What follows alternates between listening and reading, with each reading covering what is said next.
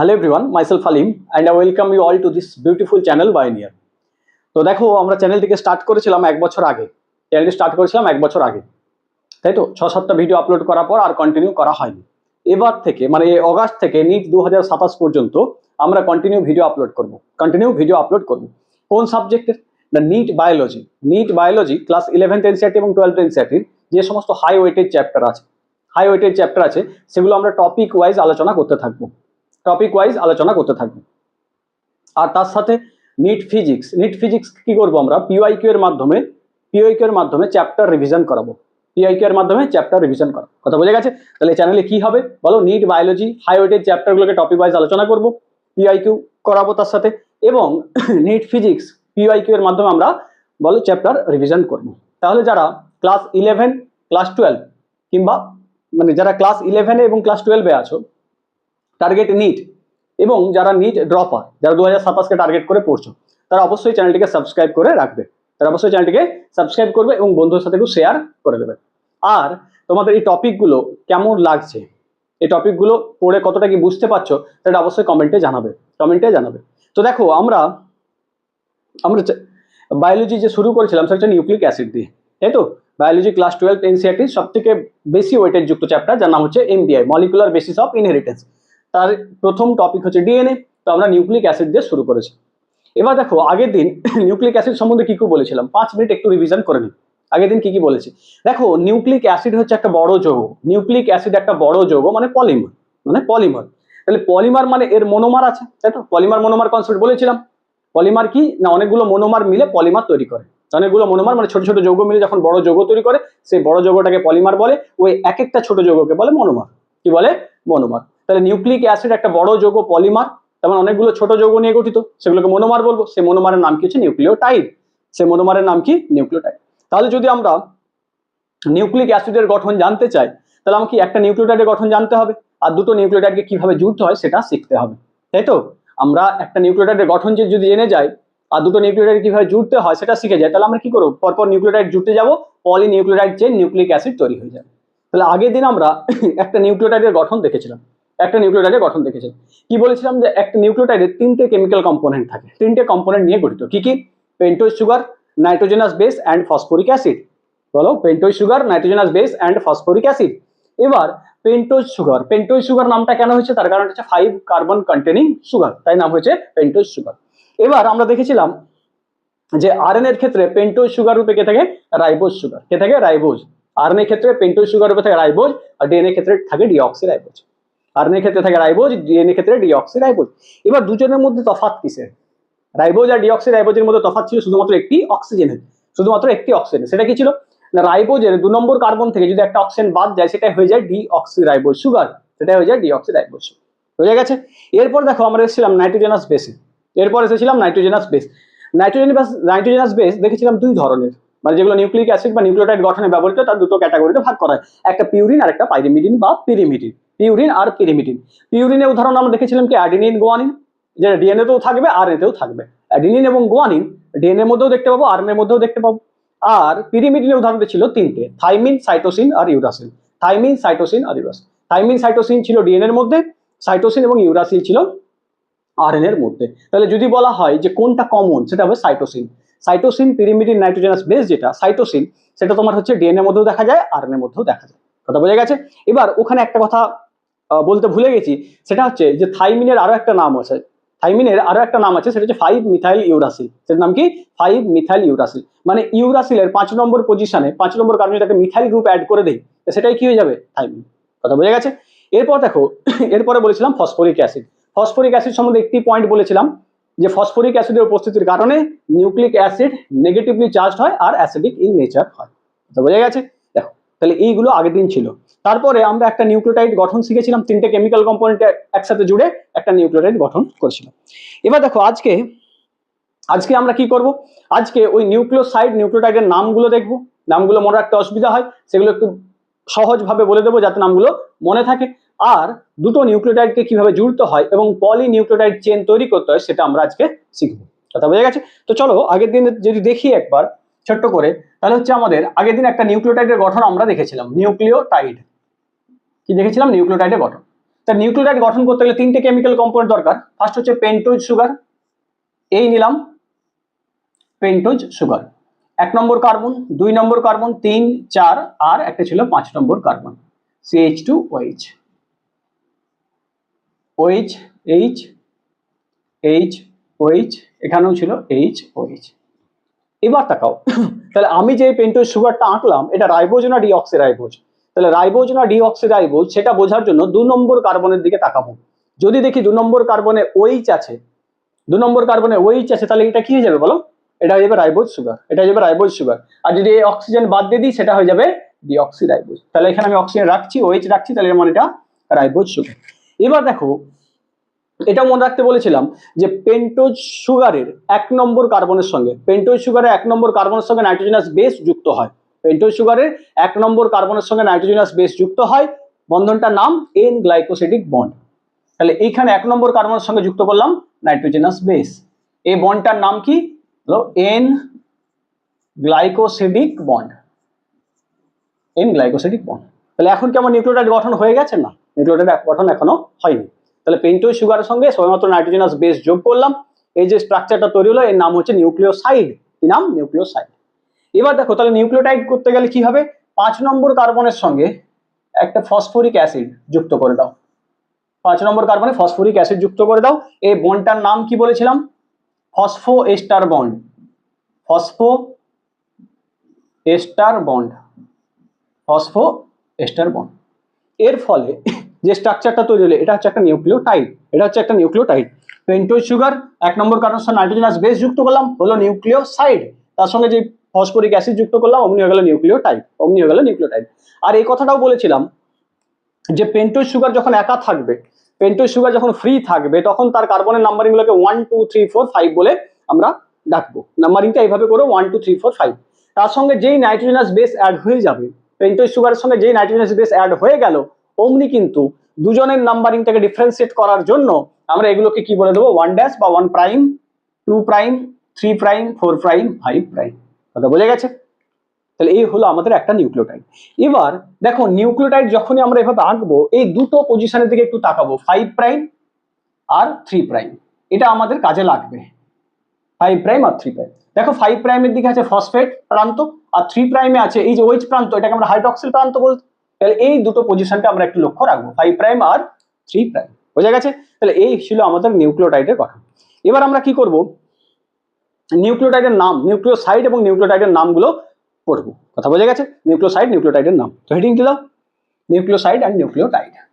তো দেখো, কিন্তু নামগুলো মনে রাখতে সুবিধা হবে, যেভাবে বলছি ওইভাবে যদি মনে রাখো অনেকটাই সুবিধা হবে, মনে থেকে যাবে। দেখো, তাহলে আমরা কি পড়বো? নিউক্লিওসাইড আর নিউক্লিওটাইডের নাম, তাই তো? তাহলে আমি এদিক থেকে শুরু করছি। দেখো, আমরা কি করলাম? পেন্টোজ সুগার ফার্স্ট নিলাম, কি? পেন্টোজ সুগার, তার সঙ্গে অ্যাড করলাম নাইট্রোজেনাস বেস, N2 বেস, তৈরি হলো কি বলো? নিউক্লিওসাইড। কি হবে? নিউক্লিওসাইড, টাইড কিন্তু নয়, নিউক্লিওসাইড। তার সঙ্গে যে ফসফরিক অ্যাসিড যুক্ত করলাম অমনি হয়ে যাবে নিউক্লিওটাইড। কি হবে? নিউক্লিওটাইড। হয়েছে? নিউক্লিওটাইড। এবার দেখো, এখানটা একটু লক্ষ্য রাখবে যে আমি প্রথমে আরএনএ, নিউক্লিওসাইড এবং নিউক্লিওটাইডের নামগুলো দেখবো। প্রথমে আরএনএ, তারপরে ডিএনএ দেখবো। প্রথমে আরএনএ দেখবো, তারপর ডিএনএ। এবার দেখো, তাহলে আরএনএ যখন নিউক্লিওসাইড নিউক্লিওটাইড তৈরি করছি, তখন পেন্টোজ সুগার রূপে কাকে নেব? রাইবোজকে। কাকে নেব? রাইবোজকে নেব। রাইবোজ সুগারকে নিয়েছি। এর সঙ্গে দেখো আমি কি করলাম? অ্যাডেনিন যুক্ত করলাম, অ্যাডেনিন যুক্ত করলাম। আবার তারপরে রাইবোজ সুগারের সঙ্গে গুয়ানিন যুক্ত করলাম। কি যুক্ত করলাম? গুয়ানিন। তাহলে আমাকে বলো, এই দুটোই কি? এই দুটোই হচ্ছে আমার পিউরিন নাইট্রোজেন বেস, তাই তো? তাহলে এই দুটোই হচ্ছে পিউরিন নাইট্রোজেন বেস। তাহলে যখন আমরা পেন্টোজ সুগারের সঙ্গে পিউরিন যোগ করব, পেন্টোজ সুগারের সঙ্গে পিউরিন নাইট্রোজেনাস বেস যোগ করব, তখন যে নিউক্লিওসাইড তৈরি হবে সেই নিউক্লিওসাইডের নামের শেষে SINE সিন থাকবে। কি থাকবে? SINE সিন থাকবে। একটু ধ্যান দিয়ে শুনবে কথাটা, একটু লক্ষ্য করবে এই জায়গাটায়, যে যখন পেন্টোজ সুগারের সঙ্গে পিউরিন নাইট্রোজেনাস বেস অ্যাড করব, তখন যে নিউক্লিওসাইড তৈরি হবে সেই নিউক্লিওসাইডের নামের শেষে SINE সিন থাকবে। তাহলে আমরা এখানে লিখে দেবো নিউক্লিওসাইডের নামের শেষে কি থাকবে? SINE সিন কথাটা থাকবে। তাহলে বলো রাইবোজ সুগারের সঙ্গে অ্যাডেনিন যোগ করলাম, নিউক্লিওসাইডটার নাম কি হবে? অ্যাডেনোসিন। কি হবে? অ্যাডেনোসিন। নাম হবে হয়ে যাবে অ্যাডেনোসিন। দেখো SINE আছে, বুঝে গেছে? তাহলে এখানে কি হবে? রাইবোজ সুগারের সঙ্গে গুয়ানিন অ্যাড করলাম, নাম হয়ে যাবে গুয়ানোসিন। এসেছে SINE। তাহলে জিনিসটা মনে রাখবো যে পেন্টোজ সুগারের সঙ্গে যখনই পিউরিন নাইট্রোজেনাস বেস অ্যাড করব, যে নিউক্লিওসাইড গুলো তৈরি হবে তার নামের শেষে সিন কথাটা আসবে, SINE সিন কথাটা আসবে। কথা বোঝা গেছে? রাইবোজ সুগার প্লাস অ্যাডেনিন তৈরি হলো অ্যাডেনোসিন, তৈরি হলো adenosine. Ribose sugar plus guanine তৈরি হলো গুয়ানোসিন।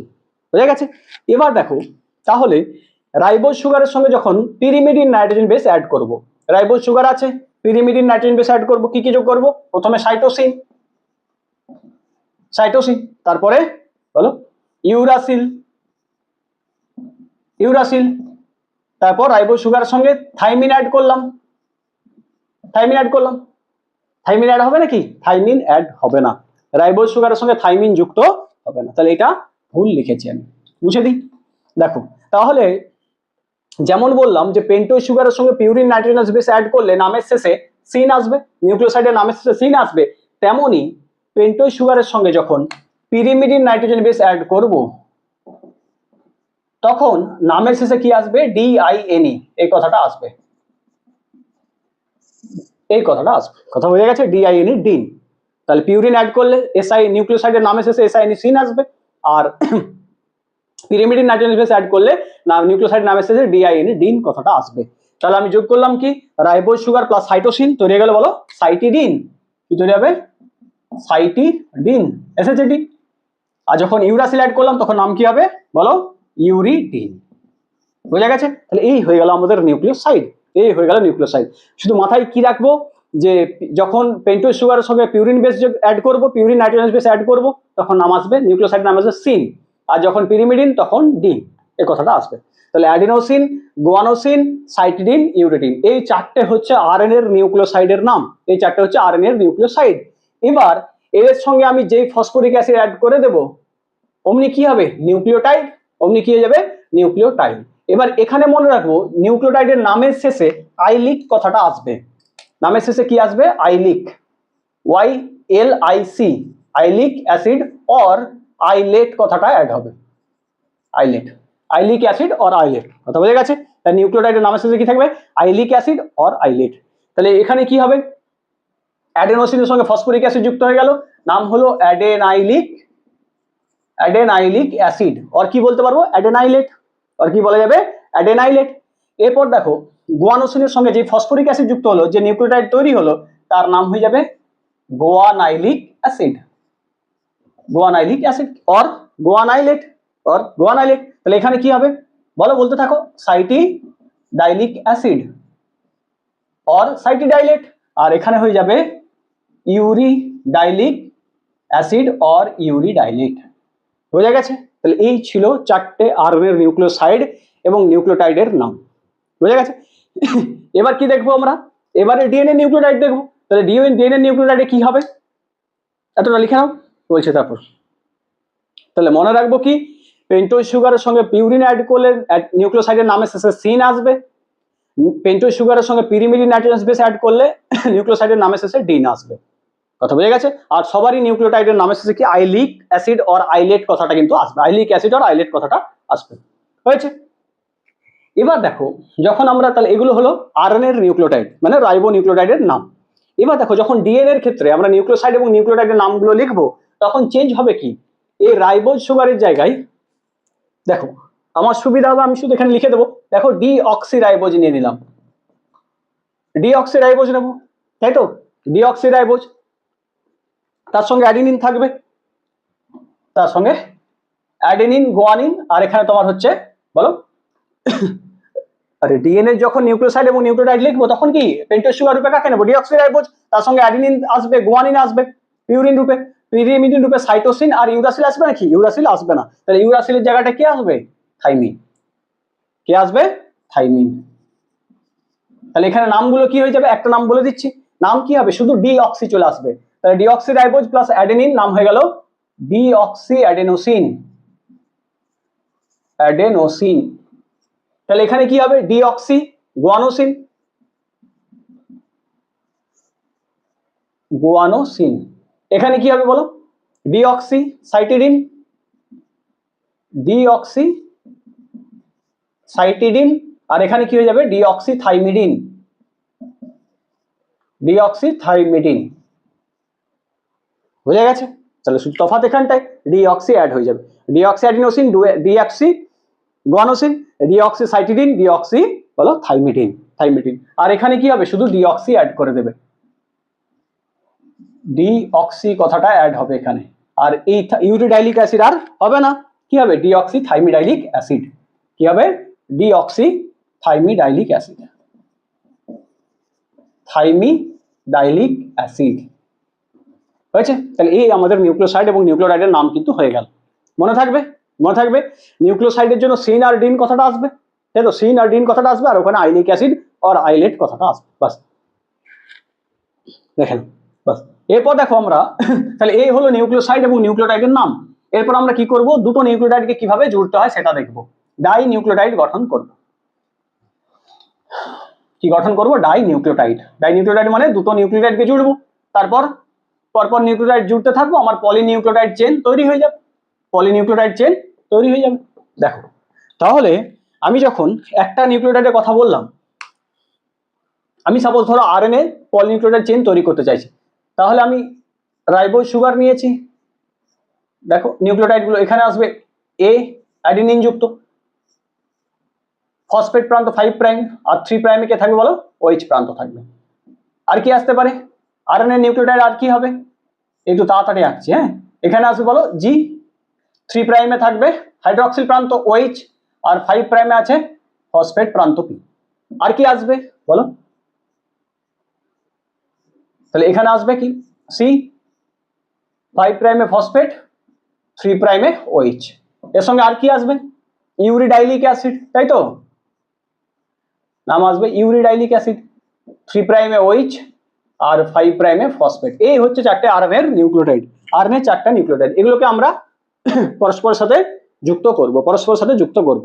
প্রথম দেখো আমি কি করলাম, এখানে অ্যাডেনাইলিক অ্যাসিড লিখে দিলাম, কারণ এর সঙ্গে বাকিগুলোকে আমি যোগ করব। কি বললাম, 3 প্রাইমে OH, 5 প্রাইমে ফসফেট, এই তো। এবার দেখো এর সঙ্গে আমি আরেকটা নিউক্লিওটাইড জুড়বো, যুক্ত করব, দিয়ে ডাই নিউক্লিওটাইড তৈরি করব। এবার মনে রাখবে যখনই দুটো নিউক্লিওটাইডকে জুড়বো, যখনই দুটো নিউক্লিওটাইডকে যুক্ত করব, যুক্তটা কিভাবে হবে, তাই তো, দুটো নিউক্লিওটাইড পরস্পর কিভাবে যুক্ত হবে সেটা মনে রাখবো। দেখো আমি এর সঙ্গে যুক্ত করতে চাইছি, তাই তো, তাহলে এটাকে আমি ফার্স্ট নিউক্লিওটাইড বলতে পারি। আমি কাকে যুক্ত করব, এটা তো এঁকে দিয়েছি ওখানে, আমি যুক্ত করব এই নিউক্লিওটাইডকে, তাহলে এটাকে আমি সেকেন্ড বলছি, তাই তো। ফার্স্ট নিউক্লিওটাইডের সঙ্গে সেকেন্ড নিউক্লিওটাইড যুক্ত করব। কিভাবে যুক্ত করব, সবসময় মনে রাখবে ফার্স্ট নিউক্লিওটাইডের সঙ্গে, মানে যার সঙ্গে যুক্ত করতে চাইছি, ফার্স্ট নিউক্লিওটাইডের 3 প্রাইম OH প্রান্তের সঙ্গে, ফার্স্ট নিউক্লিওটাইডের 3 প্রাইম OH প্রান্তের সঙ্গে সেকেন্ড নিউক্লিওটাইডের 5 প্রাইম ফসফেট যুক্ত হয়। তো বোঝা গেছে? কি মনে রাখবে যে ফার্স্ট নিউক্লিওটাইডের 3 প্রাইম OH এর সঙ্গে সেকেন্ড নিউক্লিওটাইডের 5 প্রাইম ফসফেট যুক্ত হবে। আমি কিভাবে মনে রাখি, বা হ্যাঁ স্টুডেন্টদের কিভাবে বলি যাতে মনে থেকে যায়, এটাকে আমি এর সঙ্গে যুক্ত করবো, এর সঙ্গে একে যুক্ত করব, তাহলে এটাকে আমরা কি বলতে, পুরনো নিউক্লিওটাইড, এর সঙ্গে নতুন নিউক্লিওটাইড যুক্ত করব। কিভাবে, সবসময় মনে রাখবো পুরনো 3 প্রাইম প্রান্তের সঙ্গে নতুনের 5 প্রাইম প্রান্ত যুক্ত হবে, পুরনো 3 সঙ্গে নতুনের 5, ঠিক আছে। আর এর সঙ্গে একে যুক্ত করব, তাহলে এটাকে আমি পুরনো নিউক্লিওটাইড বলতে পারি, এটাকে নতুন, তাহলে পুরনো 3 প্রাইম প্রান্তের সঙ্গে নতুনের 5। আচ্ছা কি মনে রাখবো, যখনই দুটো নিউক্লিওটাইডকে যুক্ত করব সবসময় পুরনো 3 সঙ্গে নতুনের 5, পুরনোর 5 এর সঙ্গে নতুনের 3 নয়, পুরনো 3 সঙ্গে নতুনের 5, পুরনো 3 সঙ্গে নতুনের 5 যুক্ত করে দাও। তাহলে একে নিয়ে এসে এখানে যুক্ত করলাম। কিভাবে যুক্ত করব, মাথায় বসাবো না নিচের দিকে, উপরে বসাবো না নিচের দিকে, নিচের দিকে, কারণ পুরনো 3 সঙ্গে নতুনের 5 আসবে। তাহলে গুয়ানাইলিক অ্যাসিড এর 3 প্রাইম OH, 5 প্রাইম কি ছিল বলো, ফসফেট। সবসময় কি এই বন্ডটা হবে, এই বন্ডটা হবে, এই বন্ডটার নাম কি, এই বন্ডের নাম হচ্ছে ফসফো ডাই এস্টার বন্ড। ফসফো ডাইএস্টার, ফসফো এস্টার কিন্তু নয়, ফসফো ডাইএস্টার বন্ড। তাহলে কি বলবো, যে যখনই দুটো নিউক্লিওটাইডকে যুক্ত করব পুরনো 3 প্রাইমের সঙ্গে নতুনের 5 যুক্ত হবে। বন্ডটার নাম কি হবে বলো, ফসফো ডাইএস্টার বন্ড। বন্ডের নাম কি, ফসফো ডাইএস্টার বন্ড। তাহলে এই আমাদের ডাই নিউক্লিওটাইড তৈরি হয়ে গেছে।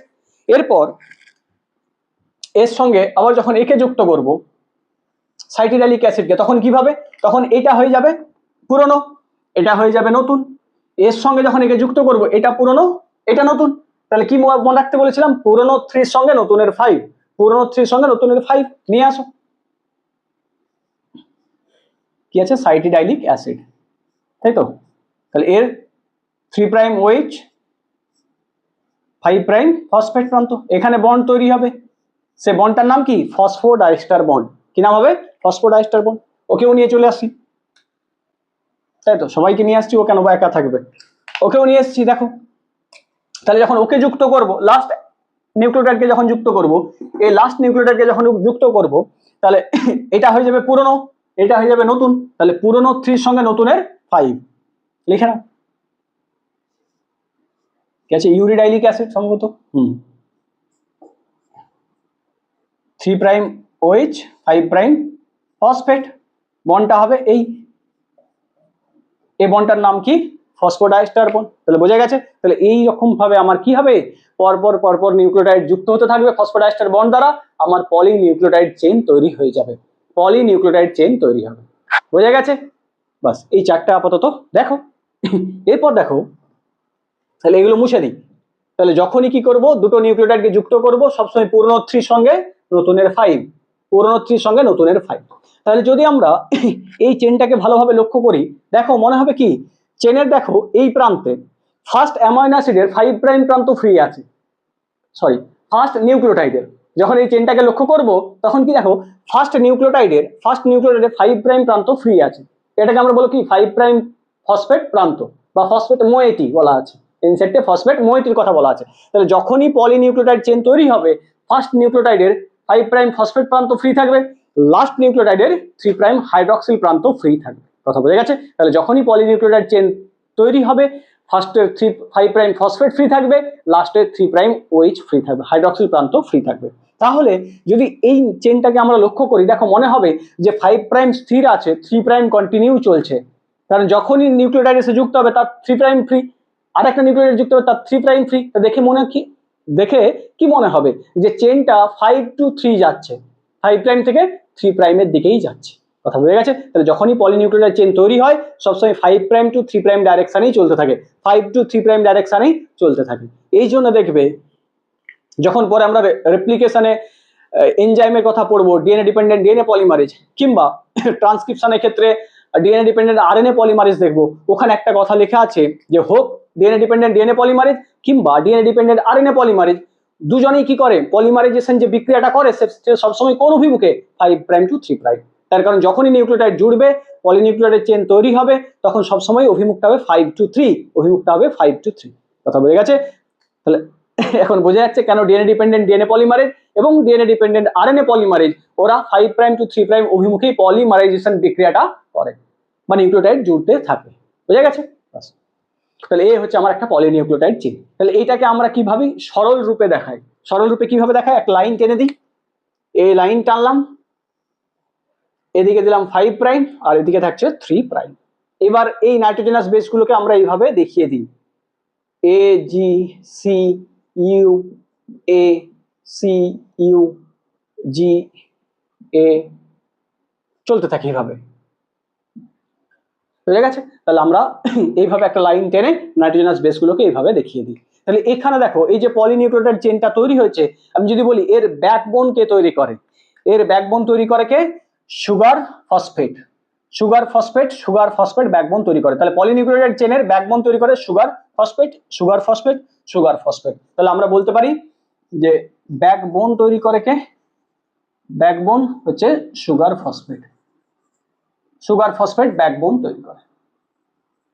আর সেখান থেকে নাইট্রোজেন বেসগুলোকে প্রজেক্ট করা থাকে, নাইট্রোজেন বেসগুলো প্রজেক্ট করা থাকে। এই হচ্ছে নাইট্রোজেনাস বেস। হয়ে গেছে। তাহলে এ হচ্ছে একটি পলিনিউক্লিওটাইড চেইন, কার, আরএনএ এর পলিনিউক্লিওটাইড চেইন। এবার আমরা কার দেখবো, ডিএনএ এর। এবার কার দেখবো ডিএনএ, ডিএনএ ক্ষেত্রে কি চেঞ্জ হবে, নিউক্লিওটাইড গুলো ডিঅক্সিরাইবো নিউক্লিওটাইড আসবে, তাই তো, ডিঅক্সিরাইবো নিউক্লিওটাইড আসবে। তাহলে ডিএনএর ক্ষেত্রেও যখন নিউক্লিওটাইড গুলোকে জুড়বো সবসময় কিভাবে, পুরনো 3 সঙ্গে নতুনের 5। তাহলে সেই ক্ষেত্রেও যখন ডিএনএ এর পলিনিউক্লিওটাইড চেন তৈরি হবে সেই ক্ষেত্রেও এক প্রান্তে 5 প্রাইম ফসফেট থাকবে আর এক প্রান্তে 3 প্রাইম OH ফ্রি থাকবে। ফার্স্ট নিউক্লিওটাইডের 5 প্রাইম ফসফেট প্রান্ত ফ্রি থাকবে, 5 প্রাইম ফসফেট ফ্রি থাকবে, আর লাস্টের 3 প্রাইমে OH ফ্রি থাকবে। কথা বোঝা গেছে? তাহলে আমরা আর ডিএনএ নিউক্লিওটাইড বা ডিএনএ পলিনিউক্লিওটাইড চেনকে এইভাবে দেখাচ্ছি না, সিম্পল এইভাবে দেখাবো। হয়েছে? এতটা দেখেন। তাহলে এবার আমরা কি করব, ডিএনএ পলিনিউক্লিওটাইড চেন আঁকবো। দেখো, তাহলে সবসময় মনে রাখবো কি, পলিনিউক্লিওটাইড চেনের ব্যাকবোন তৈরি করে কে, সুগার ফসফেট। ব্যাকবোন তৈরি করে কে, সুগার ফসফেট। হয়েছে? আর মনে থাকবে দুটো নিউক্লিওটাইড কোন বন্ধন দ্বারা যুক্ত হয়, ফসফোডাইস্টার বন্ড। ফসফোডাইস্টার বন্ড সবসময় পুরনো 3 সঙ্গে নতুনের 5, পুরনো 3 সঙ্গে নতুনের 5। যখনই পলিনিউক্লিওটাইড চেন তৈরি হবে 5 to 3 প্রাইম ডাইরেকশনেই যাবে, 5 প্রাইম টু 3 প্রাইম ডাইরেকশনেই যাবে। এই জন্য ডিএনএ পলিমারেজ এবং আরএনএ পলিমারেজ দুজনই পলিমারাইজেশন যে রিঅ্যাকশনটা সেটা সবসময় 5 to 3 প্রাইম অভিমুখেই কন্টিনিউ করে। কথা বোঝা গেছে? এবং চলো আজকে এই পর্যন্তই। আর ভিডিওটি ভালো লাগলে অবশ্যই চ্যানেলটিকে তো সাবস্ক্রাইব করবে, সাথে লাইকও করবে এবং তোমাদের মতামত, হ্যাঁ, তোমাদের ভিউজটা কমেন্টে জানাবে, আর বন্ধুদের সাথে অবশ্যই শেয়ার করবে। চলো।